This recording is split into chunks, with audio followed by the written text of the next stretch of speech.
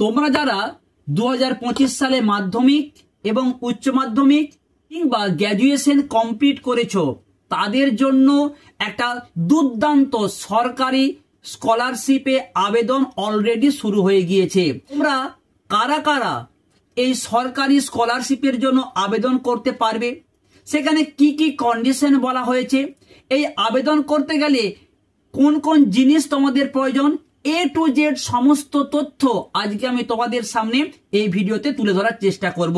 তাই তোমরা প্রথম থেকে শেষ পর্যন্ত ভিডিওটি দেখো, তার কারণ আজকের ভিডিওটা তুমি যদি একটুও স্কিপ করে যাও তাহলে কিন্তু তুমি অনেক তথ্য মিস করে যাবে এবং ফর্ম ফিল আপের সময় তোমাকে সমস্যায় পড়তে হতে পারে। তাই তোমাদেরকে বলবো তোমরা আজকের এই ছোট্ট ভিডিওটি প্রথম থেকে শেষ পর্যন্ত মনোযোগ সহকারে শোনো। তোমরা যারা 2025 মাধ্যমিক, উচ্চ মাধ্যমিক কিংবা গ্র্যাজুয়েশনে 50% পেয়ে পাশ করেছো, তোমাদের জন্য একটা সরকারি দুর্দান্ত স্কলারশিপ আবেদন শুরু হয়ে গিয়েছে, সেটা হলো নবান্ন স্কলারশিপ। নবান্ন স্কলারশিপের জন্য আমি তোমাদের বলবো যারা মাধ্যমিক, উচ্চ মাধ্যমিক এবং গ্র্যাজুয়েশনে 50% বা তার বেশি নম্বর পেয়ে পাস করেছো, তোমরা অবশ্যই এই স্কলারশিপের জন্য আবেদন করতে পারো। কারা কারা আবেদন করবে, এই স্কলারশিপের জন্য কি কি ক্রাইটেরিয়া রয়েছে আমি তোমাদেরকে স্ক্রিনে দেখাচ্ছি, তোমরা ভালো করে দেখে নাও এবং বুঝে নাও। এখানে প্রথমে যে ক্রাইটেরিয়াটা বলা হয়েছে যে আবেদনকারীকে পশ্চিমবঙ্গের স্থায়ী বাসিন্দা হতে হবে। 2 নম্বরে বলা হয়েছে আবেদনকারীকে আমাদের রাজ্যের কোনো স্কুল, কলেজ, সেটা যে কোনো বোর্ডের হতে পারে, সেখান থেকে তোমাকে পাস করতে হবে 50% নম্বর নিয়ে। এই দুটো আমি আশা করব যারা ভিডিও দেখছো প্রত্যেকেই কিন্তু আমরা পশ্চিমবঙ্গের স্থায়ী বাসিন্দা এবং আমাদের রাজ্য থেকে আমরা কিন্তু মাধ্যমিক বা উচ্চ মাধ্যমিক বা গ্র্যাজুয়েশন পাস করেছি। 3 নম্বর পয়েন্টটা কিন্তু ভীষণ ভীষণ ভীষণ গুরুত্বপূর্ণ, এটা তোমাদেরকে ভালো করে মাথায় রাখতে হবে।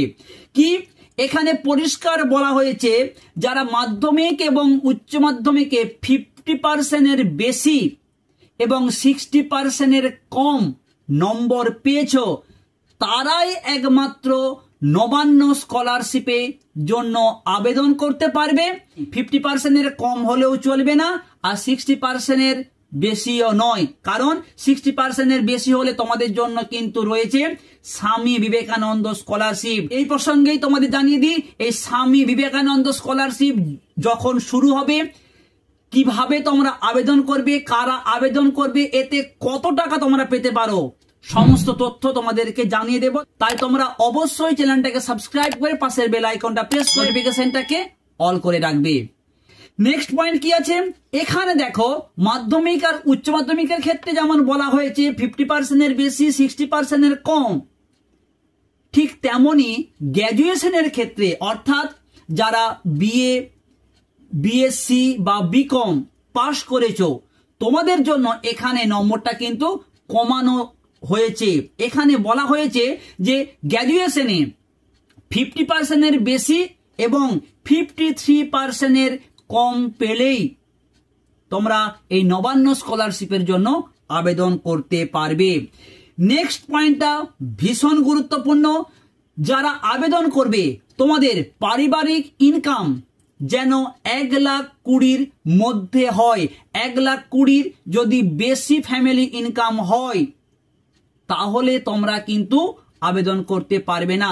এখানে আমি একটা বিষয় জানিয়ে দিই, যদি কেউ জয়েন্ট ফ্যামিলিতে থাকে, তার বাবা, কাকা, দাদারা হয়তো অনেক কাজ করে, সেটা কিন্তু ফ্যাক্টর নয়। মেন তোমাকে লক্ষ্য রাখতে হবে যে তোমার বাবা কি করেন, তোমার কাকা, তোমার জেঠু, তারা কিন্তু গুরুত্ব নয়, তোমার বাবা কি করেন এটাই কিন্তু মেন বিষয়। ঠিক আছে, তোমার বাবার ইনকামটা যদি 1,20,000 বেশি হয় তাহলে তুমি কিন্তু আবেদন করতে পারবে না। নেক্সট কি বলা আছে এটা আমি বলবো খুব ভালো করে তোমরা বুঝবে, তারপর এই সরকারি যে স্কলারশিপ, নবান্ন স্কলারশিপের জন্য তোমরা আবেদন করতে যাবে।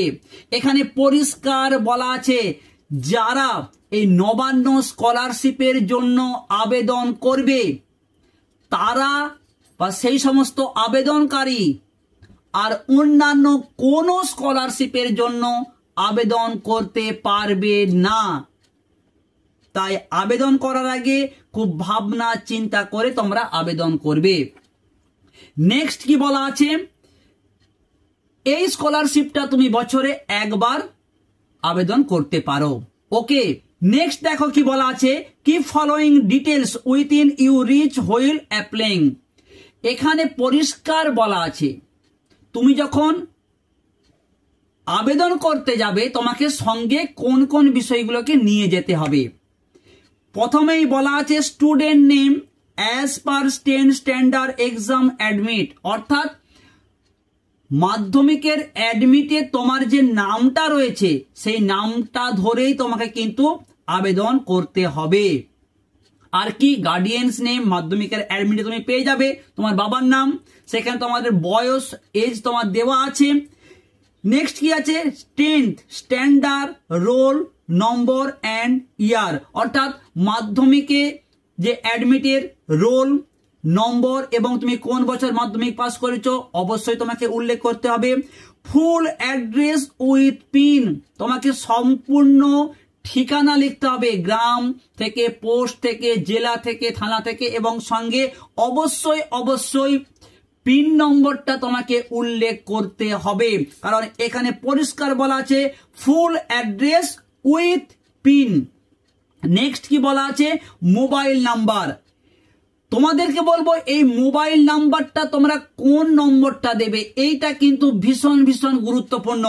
আমি তোমাদেরকে বলবো তোমরা আবেদন করার সময় একটা পার্মানেন্ট মোবাইল নাম্বার দেবে, খুব ভালো হয় তোমরা সেই মোবাইল নাম্বারটা দেবে যেই নম্বরটা তোমাদের ব্যাংক অ্যাকাউন্টের সঙ্গে যুক্ত রয়েছে।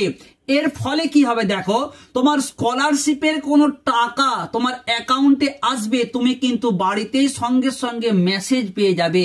তাই তোমাদেরকে আমি বলবো ব্যাংক অ্যাকাউন্টের সঙ্গে যে নম্বরটা আছে সেই নম্বর দিয়েই তোমরা প্রত্যেকে এই আবেদনটা করবে, তাহলে তোমার মেসেজ পেতে এবং টাকা তোমার অ্যাকাউন্টে আসলো কি না তুমি সহজেই বুঝতে পারবে। নেক্সট কি আছে, এটা ভীষণ ভীষণ গুরুত্বপূর্ণ, ব্যাংক ডিটেলস। এর আগে তোমাদের জানিয়ে দিই, তোমরা এই আবেদনটা কিন্তু অনলাইন এবং অফলাইন দুটোতেই তোমরা করতে পারবে। তোমরা যদি অফলাইনে আবেদন করতে চাও তাহলে ফর্ম ফিল আপ করবে এবং সেই ফর্মের সঙ্গে সমস্ত ডকুমেন্টকে যুক্ত করে তোমার সব থেকে ভালো আমি বলবো তোমরা প্রত্যেকেই অনলাইনে তোমরা এই আবেদন করার চেষ্টা করবে। ওকে, যখন আবেদন করবে এই অংশটা কিন্তু ভীষণ ভীষণ ভালো করে বারবার চেক করবে। ওকে, কি কি বলতে দেখো, ব্যাংক ডিটেলস কি কি লাগবে, account number, IFC code, bank name and branch, এই কয়েকটা জিনিস তোমরা যখন ফর্ম ফিল আপ করবে খুব ভালো করে বারবার দেখে নেবে। আর কি কি দেখো লাগবে, এখানে কিন্তু সমস্ত তথ্য বলে দেওয়া হয়েছে। বলছে document required in PDF format each under 500 KB. তুমি যে ডকুমেন্টস গুলো দিবে সেইগুলো যেন 500 কেবির মধ্যে হয়, অর্থাৎ তোমাকে ছোট ফাইল করে দিতে হবে যাতে সহজেই আপলোড হয়ে যায়। নেক্সট কি কি বলছে, এখানে বলছে required document to be uploaded and applicant should be submitted successfully within 19 days from the date of registration। তুমি মনে করলেই বাড়িতে বসে অনলাইনে আজকেই তুমি কিন্তু রেজিস্ট্রেশনটা করতে পারো, কিন্তু রেজিস্ট্রেশন করার পর তোমাকে 90 দিনের মধ্যে এই আবেদনটা সাকসেসফুল করতে হলে তোমাকে এই আবেদনের যে সমস্তগুলো রয়েছে তোমাকে আপলোড করতে হবে, শুধু রেজিস্ট্রেশন করে বসে থাকলে চলবে না, এটাই কিন্তু এখানে বলা হয়েছে। নেক্সট তোমাকে বলা হয়েছে এই স্কলারশিপের জন্য তোমাকে একটা আবেদন করতে হবে।